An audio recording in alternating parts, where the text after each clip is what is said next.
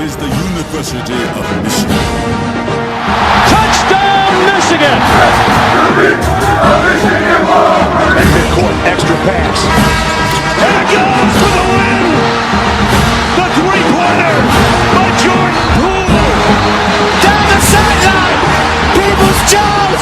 Touchdown, Wolverine!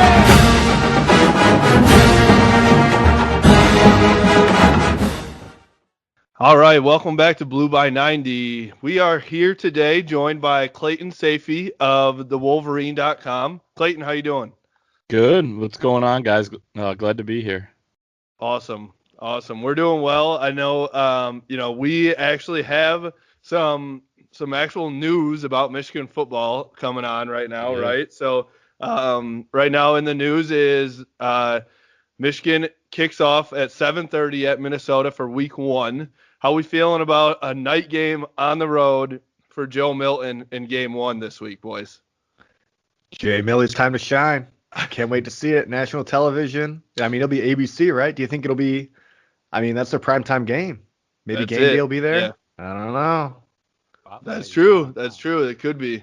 I think Game Day is going to be in East Lansing for Rutgers, Michigan State. So. hey, they might, That'll be a fun game to watch either way. Yeah. But can you guys picture the game? Like I was trying to picture it earlier. So night game, we finally know the white uniforms. I assume the white pants. It's going to be weird. Number 5, Joe Milton back there. I'm trying to picture it because 12 days away, it doesn't quite feel like it. I don't know. It feels like it never was going to come, but here we are.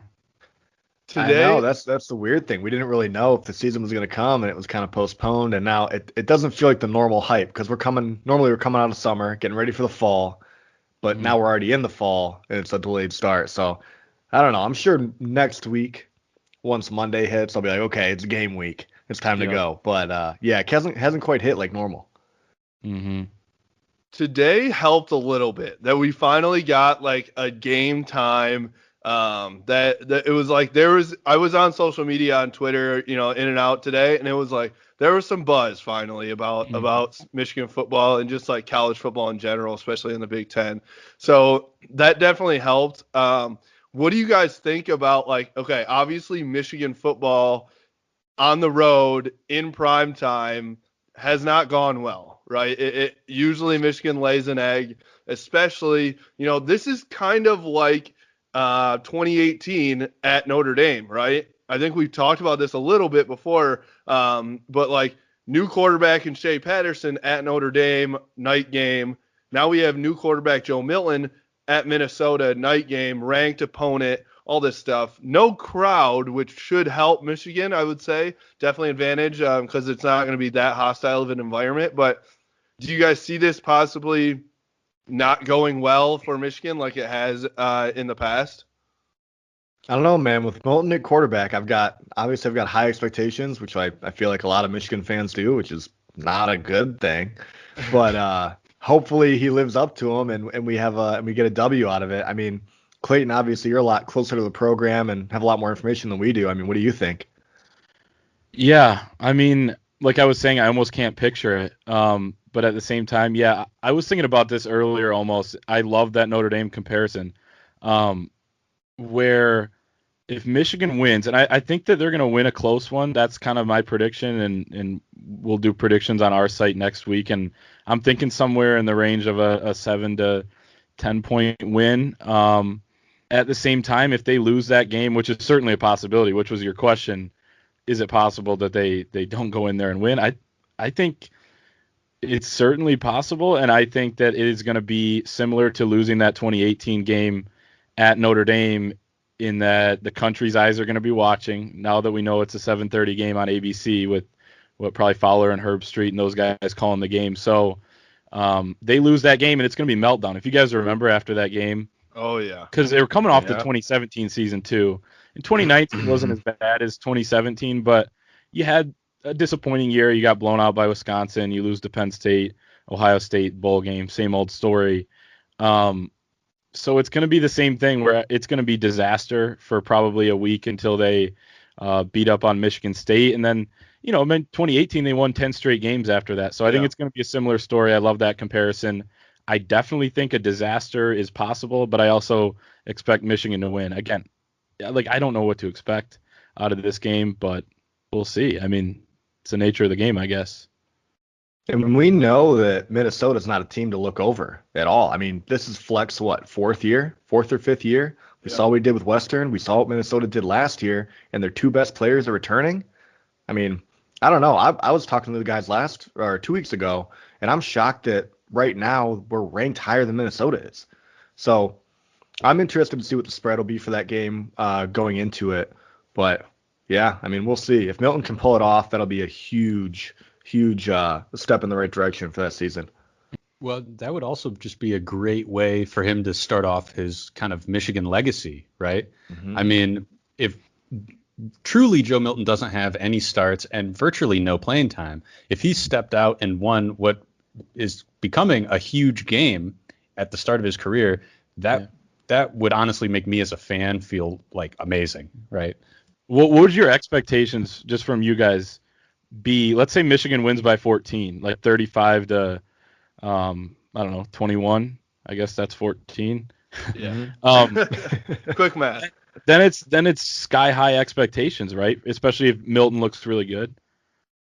I mean, Michigan fans will definitely not overreact either way, right? We'll definitely stay, even tempered and just kind of, realize that it's his first start and it could, no matter what, it's not going to be, one or the other. Either he's really good or really bad. Yeah, right. Right. It's going to be, what's going to happen is if he comes out and throws 3 or 4 touchdowns and Michigan wins by, double digits or even just wins the game, everyone's going to be like, holy shit, Joe Milton for Heisman. This is a revamped offense. The sky is the limit for Michigan and him. If he comes out and lays an egg, and even if he's like decent, throws a couple TDs, maybe an interception, around 60% completion percentage, basically what Shea Patterson was. If he's like Shea Patterson, people are going to be like, this is, what? It's terrible. This is going to be awful. Like, it's just going to be, it's a classic Michigan fan, situation here where it's going to be overreaction on both ends, no matter what happens. Mm-hmm. Which is interesting, too, because I'm really at this point expecting very middle of the road QB play in this first game. I'm not expecting Joe Milton to throw like 6 80-yard bombs for TDs or something, right? I'm expecting him to maybe throw some passes that made me go like, wow, that guy has some potential. And also throw some passes that raise some eyebrows. So I'm going to try to temper some of my expectations, even though my inner fanboy is like going off. But, I think we got to approach the game, with tempered expectations. Mm-hmm. For sure. And although that's going to be so difficult, obviously, after all the things that are coming out of camp and coming out of practice is like, and it's coming from his teammates and his coach and all this stuff. So like, I know that Michigan fans always create the hype, but now those guys are like, fuel to the fire. It makes it really difficult as a fan to just like sit there and not be hyped up. So we'll see. The other part of that is it's going to be, I looked at the weather today. It's going to be 38 degrees with 20-mile-per-hour wind gusts. That's what is predicted for right now. Obviously, weather changes. We're 12 days out still, but you're looking at the last day of the forecast. literally, like. So hopefully, it's not like the weather changes like 2 days out, let alone 12 days out. Dude, I'm pretty sure at that point the weatherman's just flipping a coin. 100%. But if Milton has the wind in 20 mile an hour, I mean, he could throw the ball. He could throw it 120 yards, right? Yeah, those mountains over there. Yeah. 10-yard line, he's going to be throwing it out of the back of the end zone on the other side. Right. Dude, that's the other thing, too. The game's at 7:30, so how many beers are you going to have in you at that point? I know I'm going to have way too many. I'm going to just be going like, Joe Milton, like in my living room. I saw that tweet. Even more hype at that point. Yeah. Justin. Okay. Yeah, I saw that tweet. I think I voted like pretty high, but or whatever, but if I wasn't covering the game, I won't be there, but I'll be covering it from home with limitations. If I wasn't, I'd probably have quite a few in me, but yeah. Just disclaimer, go- in case my employer's listening. So Just got to go 2 waters for every alcoholic beverage. You'll be golden. There you go. There you go. Yeah, it'll be. I mean, that day from when I wake up in the morning till 7:30 is gonna feel like 3 weeks, right? We're gonna be just amped up for that. So that'll be exciting. We'll see how it goes, obviously, but we're 12 days away. It's real. This is here now, and we're excited. We're like to the season, boys. We've made it. It's been a long road, but yeah, I don't know about you, but I was just like, as soon as I saw that, I was like, holy shit, we actually got some football to watch. I mean, this is incredible. So yeah, let's move on to kind of what we were saying as our first down. So Clayton, you've analyzed the team a little bit, right? All summer and part. It's like usually you're saying all summer. Now it's like most of the fall as well. Right. So you've probably been covering this for obviously since January 1st or whenever they played their last game, but throughout the summer and fall too. Let's talk about the position groups, because I know there's been a couple position groups that have gotten a lot of love. I think that the wide receiver group has gotten a ton of love. The linebacker group has gotten a ton of love. And then there's some spots that have not gotten so much love. So my question is to you all, we'll do a little round table here. What position group do you guys think will be the strongest at Michigan this year? And what position group do you guys think will be the weakest, where we're going to really struggle? Clayton, go ahead and start. Okay. Yeah. Strongest for me, I'm going to go running backs here. And I thought about this because you sent out the topics before. And I was thinking, okay, you look at the receivers, and I know, like you said, everyone's high on the receivers. But there's some concern there. Is there really much concern with the running backs? I know they probably don't have that elite guy that's going to be like a, top, first round, second round, third round pick. Maybe down the road with a Zach Charbonnet type of guy. Mm-hmm. But you have 4 different guys that can play there: Chris Evans, Hassan Haskins, Charbonnet, and then Blake Corum, the freshman, who everybody's talking about as well. So I like that group right there. I think there's absolutely no concern. They all can play a different role. I'm excited for Chris Evans. I've been higher on him than most guys throughout the offseason. A lot of people thought he'd come back. Is he going to be in football shape? Which is a buzzword, but I think he's going to be. I mean, that's a kid who kept himself ready, I think, in the last year. I mean, all he's had to do is work out, so he better be in pretty good shape, right? I'd say. Exactly. I think he's going to be, and so everyone's going to play a different role. I like the receivers, but I still have some concern with how they're going to replace Nico Collins. Can Ronnie Bell be the number 1 outside receiver? Linebacking core, I mean, if you count Josh Uche last year as a linebacker, that's a big loss. Khaleke Hudson was kind of that steady guy at the Viper spot. I love Cam McGrone. Josh Ross is solid. He doesn't have a ton of speed and athleticism, but that's similar to what Glasgow gave you last year. So I like those guys, but there's kind of concern with how you lose the pass rushing there from guys like Hudson and Uche. I just don't have much concern about the running backs, and that's why they're my pick. All right, Kalen, go ahead. Yeah, I honestly wholeheartedly agree with you pretty much on both. The only reason I guess I wouldn't say running backs is I agree that they are very strong, but I think they have to deal with an inexperienced line, which could kind of come back to bite them, maybe more statistically than anything really. So while I agree with you, I really have no answer for who's the strongest outside of them. But in terms of weakness, I guess I would try to dance around it a little bit and not go with the popular ones and say the secondary or something. I would say maybe like tight ends, just because I haven't really heard too much about the tight ends. I mean, we got some guys who can do some stuff, don't get me wrong. It's just I haven't really heard too much about tight ends, and maybe you know something that I don't, and you can kind of educate me a little bit more. It is an interesting thought, though, because all you hear about with Josh Gaddis's offense is speed and space. So how does a tight end like Nick Eubanks fit into speed and space, right? I think it fits in really well if Nick Eubanks is going to be who we think he can be. We've seen kind of flashes of it in the past, but when you think back, look at Josh Gaddis's offenses at Penn State. they were a speed and space type team, but they always had a really good tight end. Penn State always has a really good tight end. Yeah. Alabama, the same thing. You hear about the receivers, but a big X factor in those offenses has been the tight end. He's always been a tight end offensive coordinator with, it's not double tight end. It's not two tight ends, but he uses them well. So if Nick Eubanks, I didn't love his blocking last year, which is obviously huge, but he's athletic. He can get out. He's no like Kyle Pitts for Florida, who's just dominating down there. But I think I like him at tight end. Eric All is a guy who is under the radar, who could be a breakout candidate this year. So I'm excited about those guys. They don't have a ton of depth, but those two are going to be big names, and we'll see. Because we didn't see it with Sean McKeon, to be honest. So you're absolutely right to have some doubts about those guys.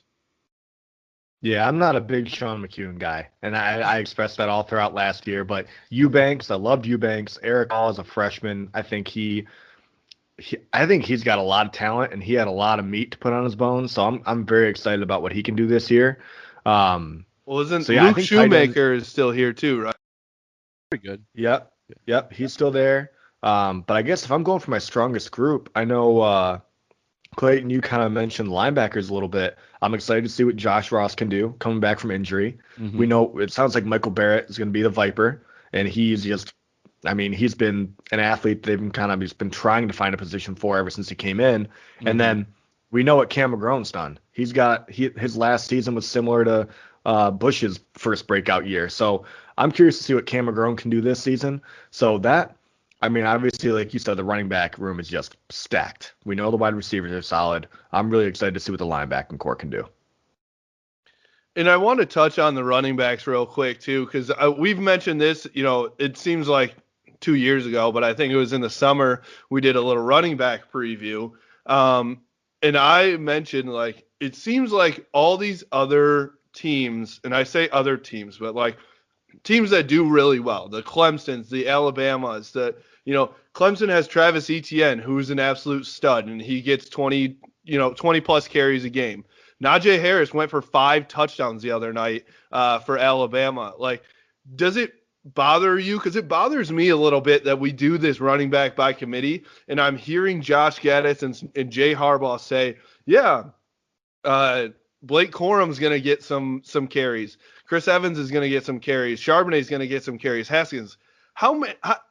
There's only so many carries to go around, so how is one of those guys going to get into a rhythm and really feel like they're going to, dominate or see the holes? Or that I think that you really have to, for running backs that actually going in, I can see running back by committee as in 2, and rotating in and out, because most teams do 2 and maybe 3 with the third guy doing, a lesser load. But if we're really doing four guys rotating in and out, do you guys think that that's going to work, or is it going to be nobody even knows who's going in on what play, and they can't even get a feel for the game?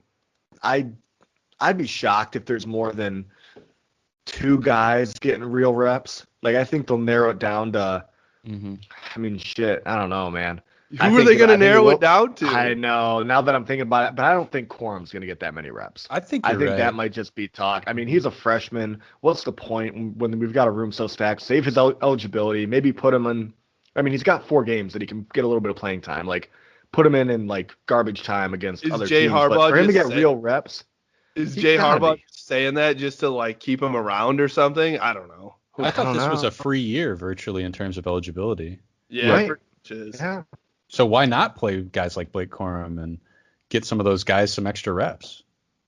I don't know.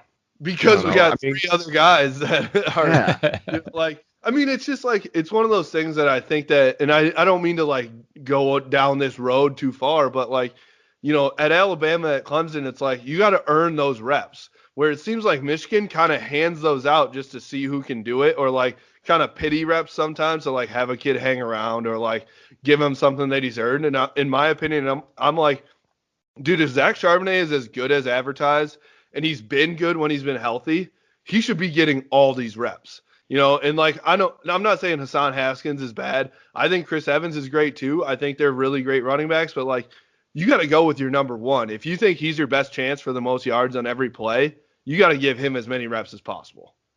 Two things on that. One, I think that we are going to see that a bit. I think Chris Evans is going to play a little bit in the slot too, and Jay Harbaugh's talked about that. I think Blake Corum can kind of do the same thing, maybe a change of pace type guy or a guy that flares out of the backfield and is able to catch some balls. Maybe he plays like the True Wilson role where he comes in for 10 snaps and gets like 2 touches a game or something like that. So they've always used a few. At the same time, I agree with you that it's coach speak in a way. They don't know how it's going to play out. If you go back to that 2017 year, not to bring that year up too much because it kind of sucked, but everyone coming into the year thought it was going to be split carries between Chris Evans and Karan Higdon. That's the year that Karan Higdon became that workhorse back for Michigan, and Chris Evans kind of took a step back as a sophomore into more of a situational role. So we don't really know how it's going to play. I agree. You one guy you can get at least like 15 carries to. Yeah. I think it'll mostly be a two-headed monster between Charbonnet and Haskins. You're going to see Chris Evans quite a bit situationally. They could use 2 backs at times. I mean, I know he did that at not only Alabama, Josh Gaddis, but also at Penn State with the backs that they had. So you're going to see different things. I think this offense is going to look a little different than it did in years past, but they're going to use them all. He said Blake Corum's going to play. Now, what does that really mean? I mean, could be 5 plays, yeah. Exactly. Yeah. And I think he deserves that probably if he's as good as advertised, but we'll just have to see how it plays out. I think a lot of it is coach speak. And, because in a game, let's say it's a tight game at Minnesota week 1, you're not going to like have some quota for, Blake Corum to come in and get a certain amount of snaps. Right. Ro, yeah, I think what you're touching on too is very much been a huge problem at Michigan as well, which is we haven't really found our it guy, right? Like a lot of these other schools that go on to win, they have like a guy that they can give the ball to. They'll be like, oh, we're in a pressure situation, just throw it to him and we'll win the game. Or hand it off to him. Yeah, either way. Yeah. Yeah. So, and we just haven't seemed to find that guy. So I'm hoping that if we do go by committee or something like that, somebody just establishes themselves as being that guy. Yeah. I think it's tough in an 8-game schedule, though. You don't have any warm-ups to find that out. You don't have any cupcakes right away. You don't have Middle Tennessee State to figure that out. So, and I think we all thought Nico Collins was going to be that guy this year. So it'll be interesting to see, how that pans out on the receivers too. And so I'll go back to the strongest position group. I actually think, and we're going to talk about this later in the pod too, I actually think it's going to be the D-line. I think this D-line is going to absolutely carry the defense. I think that there's going to be some other holes in the defense that we've actually talked about already, and we'll probably talk about later too. And so it's like the D-line is going to be the make it or break it for Don Brown this year. Did we want to go? Did we talk about our weakest thing yet, or did we want to go back around? I didn't mention mine. I'm going to go with I'd go corner probably. I know whoever said that earlier that's kind of a hot pick, but I do have some concern. I like Mike Zordich as both a person, a Philly guy, and I'm not from Philly, but he's got a great accent and he's a coach. He's developed a ton of talent there, but at the same time, Vince Gray to me was solid last year as kind of that third corner. I don't know if he's ready to step up into that number 1 spot. We hear those names, Jamon Green, DJ Turner, Jalen Perry, but we haven't seen those guys on the field. So for me, that's a number 1 concern. I don't want to go with the weakness word maybe, but I'd say the number 1 concern right now is who's going to be that guy who's going to be lined up at some point against Rashad Bateman in 12 days. You probably want to shadow him with a Vince Gray or even Dax Hill, depending on how you want to move him around. But at some point, that second corner is going to be matched up with Rashad Bateman. Do you trust him? I'm not sure I'm there yet. Clayton, I'm with you. I think it's I do think the secondary will be one of the biggest positive surprises this year because it is a big question mark, right? Like question marks the secondary and the O-line, just because we don't really know what we're getting at those positions. Every other one that we believe to be strong, we know exactly what we've seen and we like it. So I'm with you on the secondary, man. I mean, I do have a lot of faith in Vince Gray. I think he's going to be a stud this year. I'm excited to see what Dax Hill can do in his sophomore season. I think it'd be nice if we could see him at safety and DB, splitting time with Brad Hawkins out there. And some of these freshmen that come in as safeties, Jordan Morant, all these guys, like we hear a little bit of hype about them. Maybe they'll get some playing time and Dax will be able to move to corner or, vice versa, whatever they think is best. I think there's a lot of talent in that room, but it's just the development. I mean, are they ready to play at D1 level? So I'm with you, as that is the biggest concern for sure. I am so scared for game one when Tanner Morgan sees whoever that corner is. He's going to call a hot route when he sees that new corner on Rashad Bateman, and they're going to go deep like 3 different times, and it could be a KJ Hamler situation against Penn State last year where they beat us on 3 plays, and so the defense can play really, really well for 97% of the game, but those 3 plays end up in touchdowns, and Rashad Bateman ends up with 300 yards and 3 TDs. And so I'm really concerned about that. I think Don Brown's probably waking up in the middle of the night thinking that too, with the cold sweats. So hopefully he can figure that out. I actually think that, and this isn't no hot take either, but I think the O-line is probably the weakest position that we have. I trust in Ed Warner, but to get 4 guys ready, in this situation that he's been in, he hasn't been able to get them like a ton of reps. Obviously, they've been practicing now, but like all summer and no spring practice, all this stuff. Thankfully, Jalen Mayfield's back, but I think people underestimate how important that line is for a new quarterback to be comfortable back in the pocket. And so for Joe Milton, he needs to, especially in game one, he needs to not be running for his life from the get-go. So if he can be comfortable in the pocket, he will do well. If the O-line doesn't do well in the first quarter or second quarter, first half, whatever you want to say of the Minnesota game, he could get uncomfortable and start, running for his life like Shea did a little bit, but he would, get out of the pocket way too early, not go through his reads. He might go down. He might, start throwing into coverage, that stuff. So I think the weakest position could be the O-line, and it might be the most important position to Michigan's success. Any thoughts on that? I think you're right on the money, honestly. I mean, if the line isn't up to snuff, Joe Milton, like I was saying before, doesn't have a wealth of experience, right? Right. So it's very easy for QBs to kind of get the happy feet, start trying to make things happen. Especially a guy like Joe, who's got a rocket arm like that, right? I could see him trying to force a pass.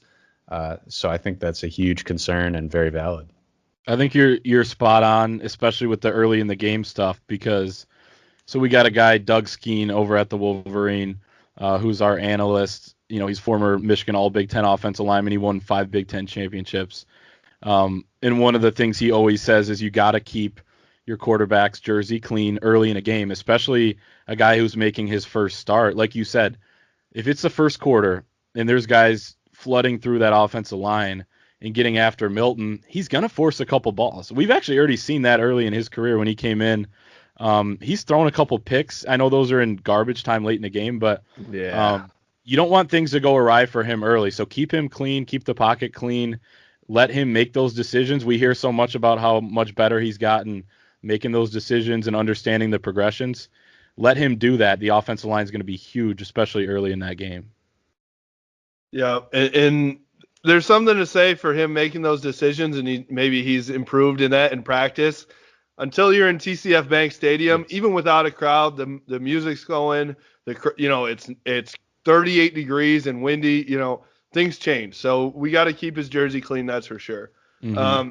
All right. Well, that was pretty good on the position groups. Let's move on to our second down topic here. So the NFL is scrambling right now. Absolutely they don't know what to do. There's a couple teams, the Titans and Titans and Bills, I believe, are playing on Tuesday night now.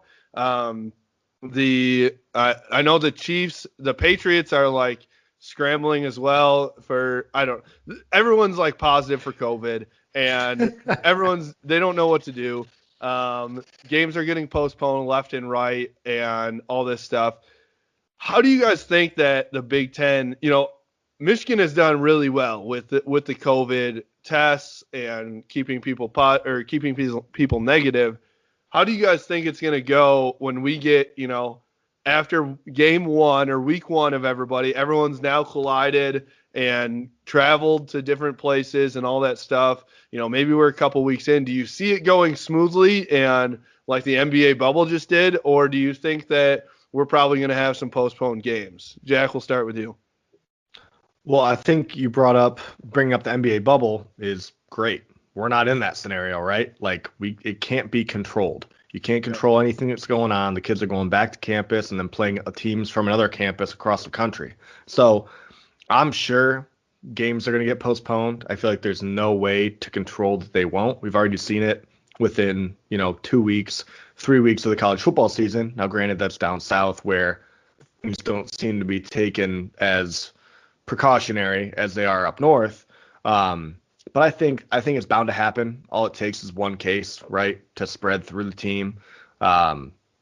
If there was a bubble type situation, that would be awesome. But again, we're talking about college kids, so it's not really something we can do. We'll see, man. We'll see. I mean, it's tough with 8 weeks. You don't have any bye weeks. I don't know. It'll be tough. Hopefully everybody can stay clean, but I don't see it happening. I think that there's two different things working here that's different than the NFL. One of them is that these are college kids on college campuses, as you guys mentioned. So, they're going to say that they're going right from the building home. They go from virtual class, which they can do from their apartment or their dorm or the football building. And then they go home.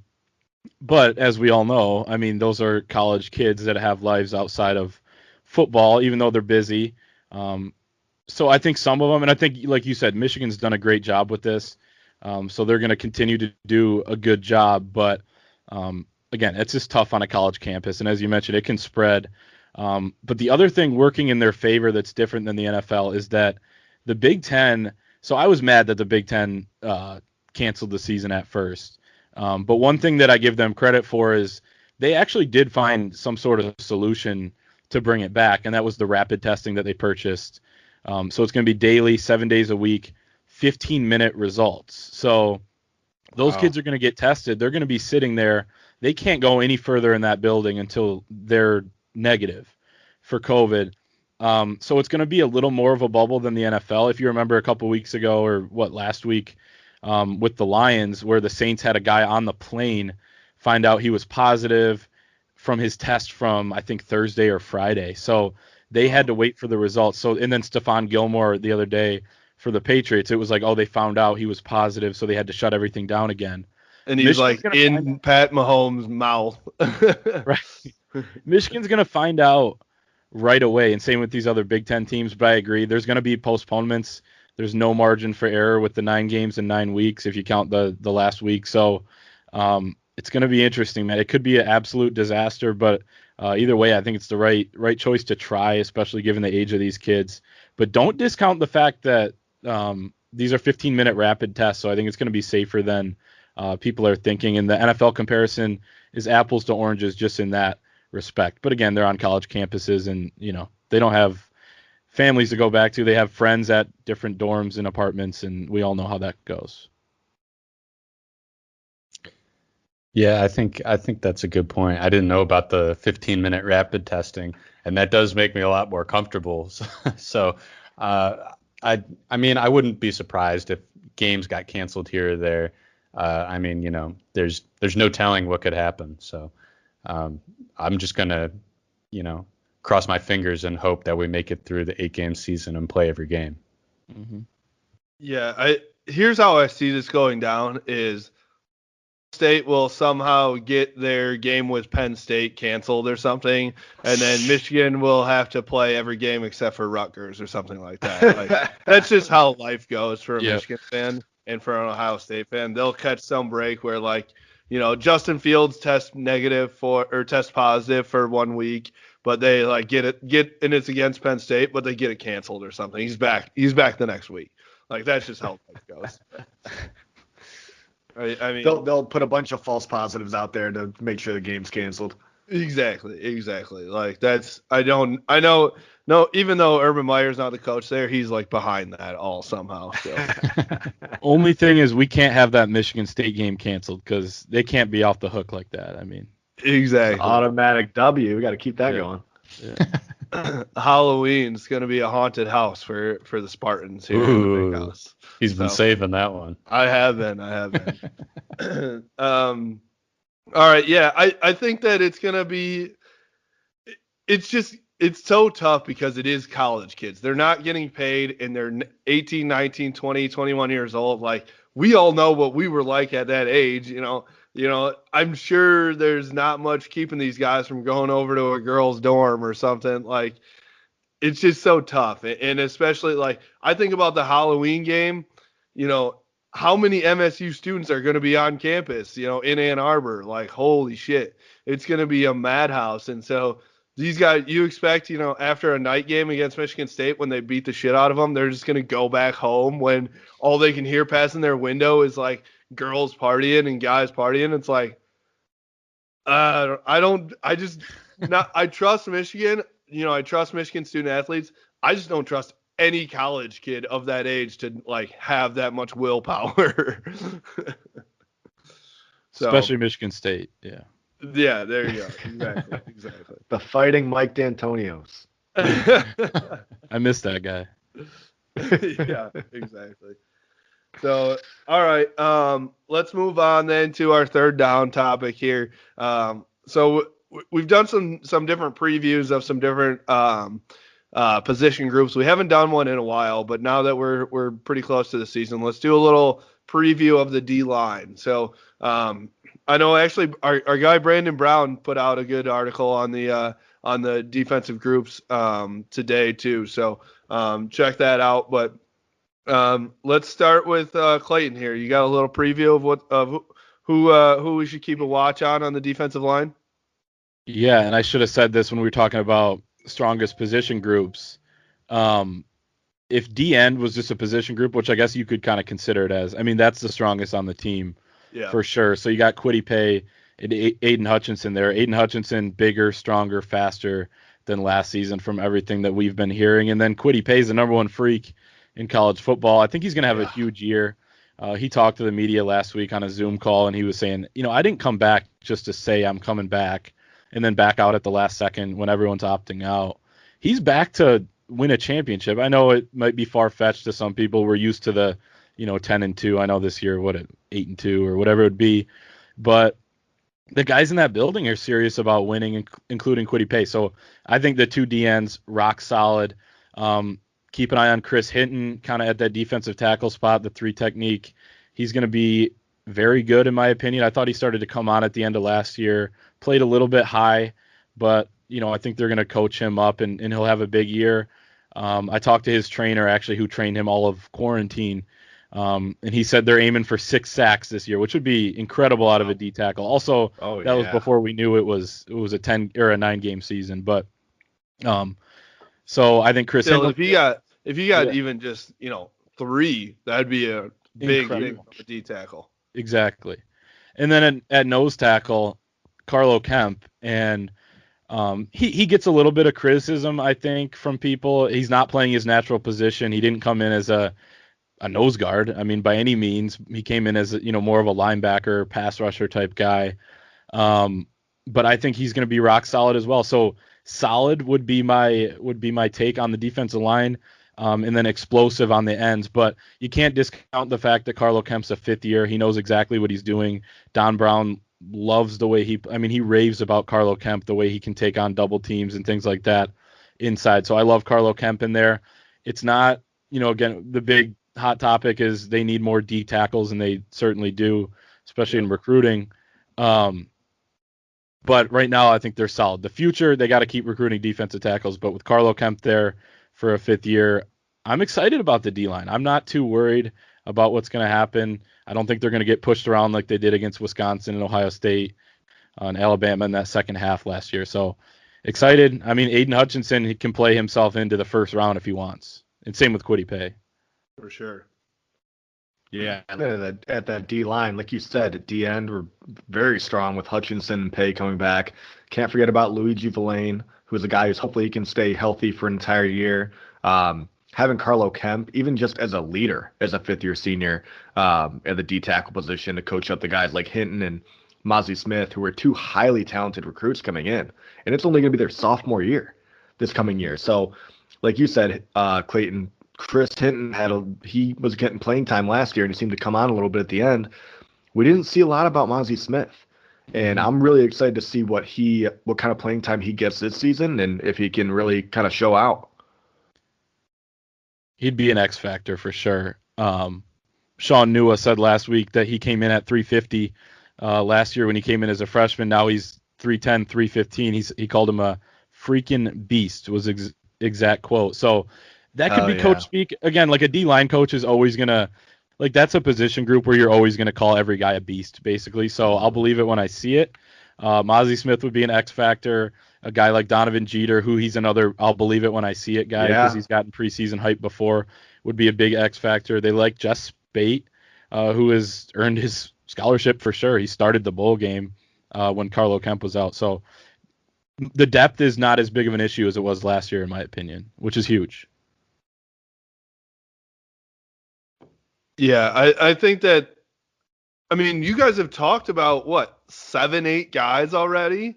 That's pretty good when we're highlighting, 7, 8 guys and not like, I feel like there's been times in the past years where we're like, yeah, by the 6th guy, you're like kind of stretching and going to a guy that has never really had any playing time or like freshman that has some hype or something like that. But like, there's like seriously 8 guys that have either played and done well or have not panned out yet, and people like Sean Nua or Don Brown think that they could come into their own this year. So I'm excited about those guys. I really do think this is going to be the strongest position group on the team, as I said before, and I think that it's very, very important because if the D line can do its own and bring pressure to the quarterback without having to bring the linebackers on blitzes all the time,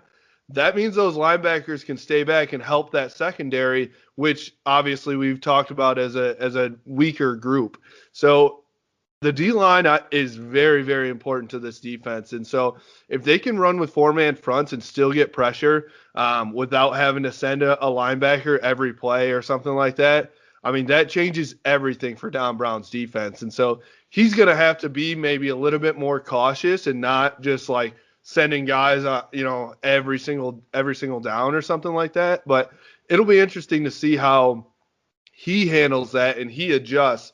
I really think, I almost said this as like my most important position group, but Don Brown, in my opinion, and the defensive coaching staff is the most important position group because they're going to have to make some changes. Not only, obviously, have they struggled in the past against good teams, but they're just going to have to make some changes because he's had lockdown corners in the past that can handle being one-on-one all the time.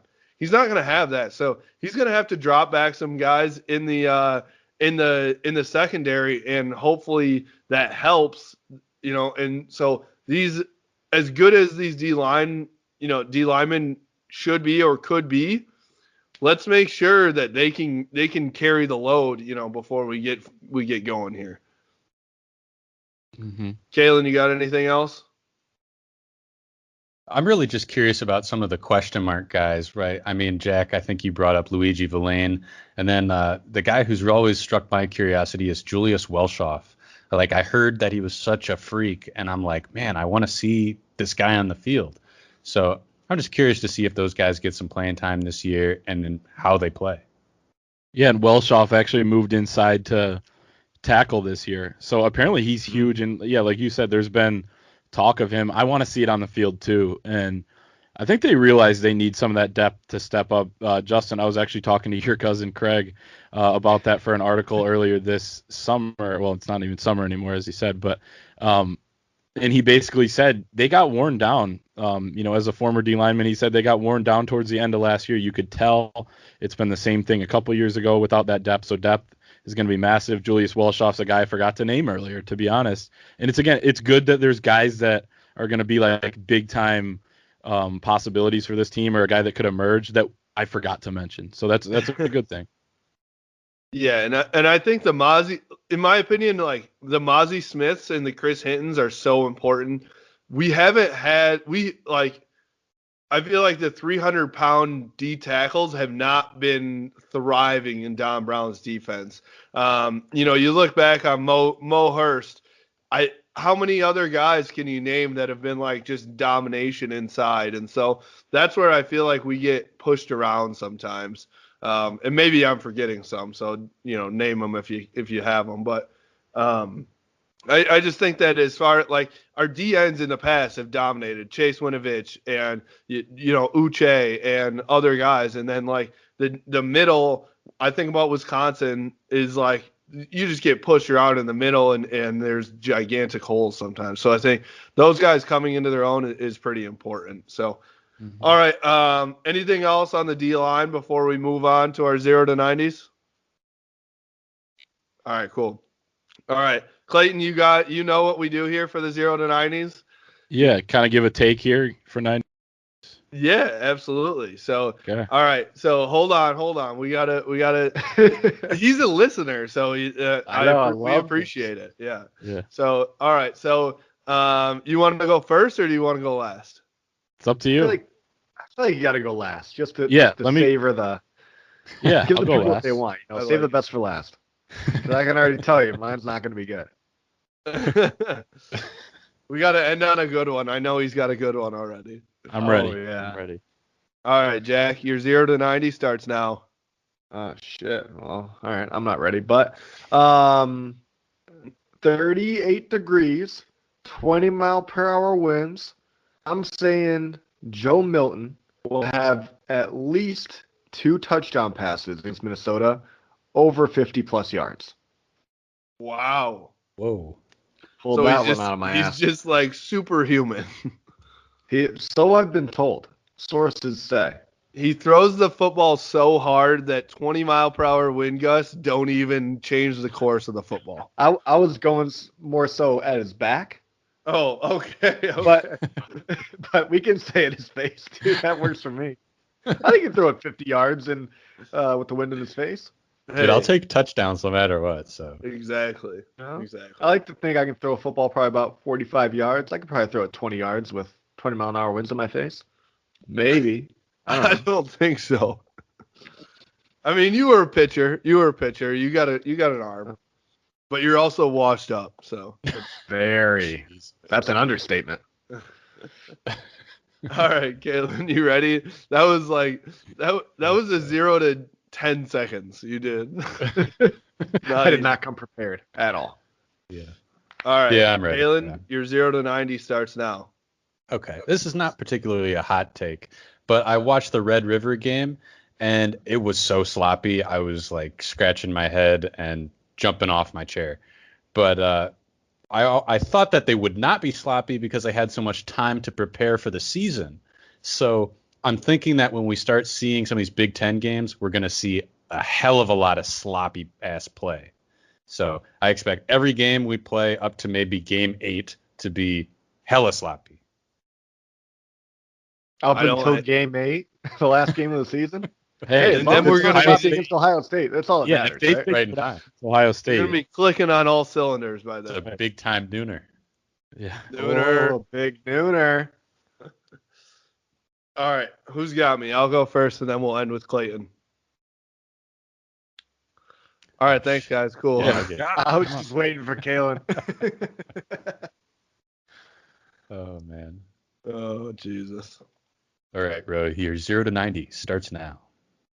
All right, so everyone's talking about Joe Milton's arm, but it is going to be 38 degrees, and the wind gusts are going to be, high. So Joe Milton is going to end up in game 1 against Minnesota with more rushing touchdowns than he does passing touchdowns. That's not going to be a bad thing. We're going to be running the ball as much as possible and doing the QB load. He might be scrambling a little bit. It's going to be a Cam Newton type performance where he ends up running the ball more than he does throwing. I like that. I like that too. It's a great take. Thank you, guys. I appreciate that. You're so nice. Positive vibes. Positive vibes only. Now the one we've all been waiting for. All right, now the pressure's on. This better be good. I'm nervous. I'm nervous. Yeah. All right, Clayton, your 0 to 90 starts now. Okay, so it's been a weird year. 2020, everyone talks about it. Once 2021 comes, we'll be good. But 2020 sucks. We had the season canceled. Now it's back. Who is the one coach that has been having his guys practice throughout the entire thing? They practiced right after the decision came down. I'm a Jim Harbaugh guy. I've been a Jim Harbaugh defender, which I think in my eyes is kind of obvious in a way. But we could go in depth on that. But I said this on our site. We did a little roundtable on Saturday, and I said coaching is going to be more important this year than ever.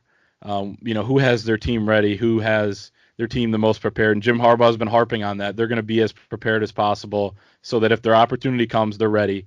You'd rather have that than, your opportunity come you're ready and your opportunity never comes, if that makes sense. So, like I said, I'm a Jim Harbaugh guy. I think coaching is going to be huge this year, especially in game 1.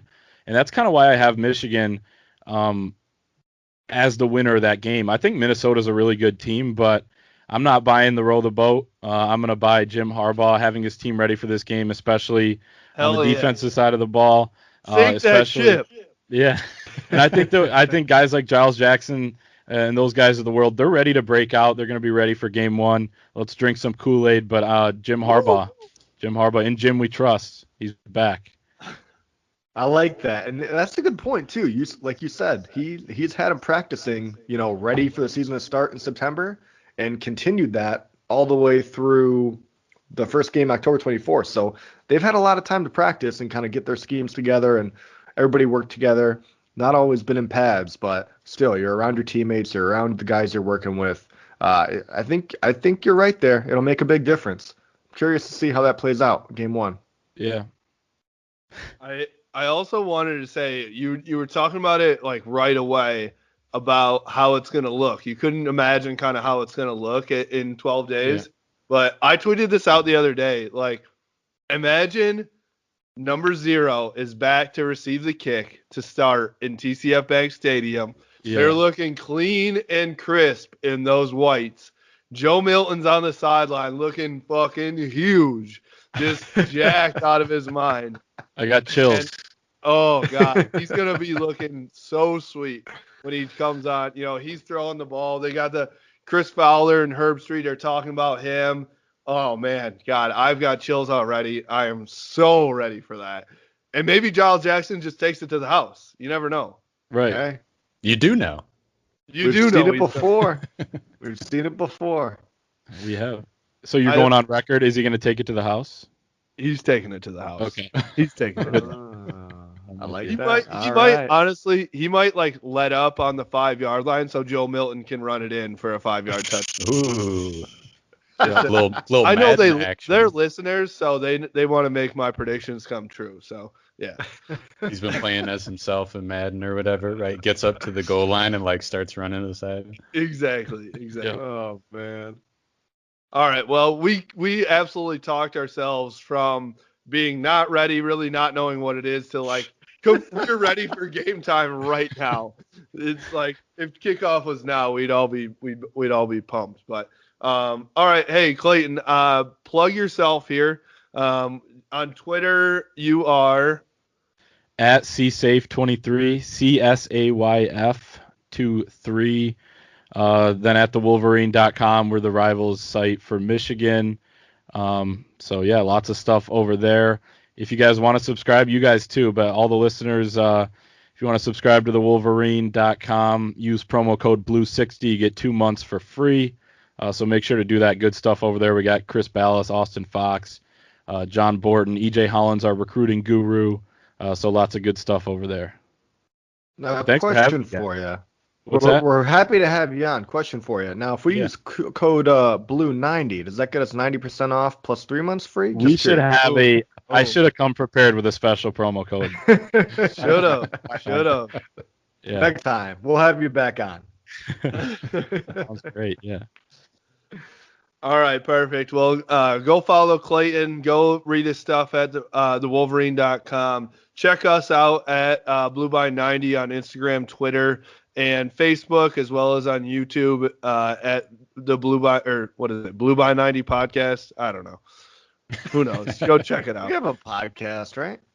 I think we do a podcast sometimes. So if you have an hour or two a week, check us out. We're going to have some good guests coming up here and give you some more content for this upcoming season. So thanks, and go Blue. Go Blue. Go Blue.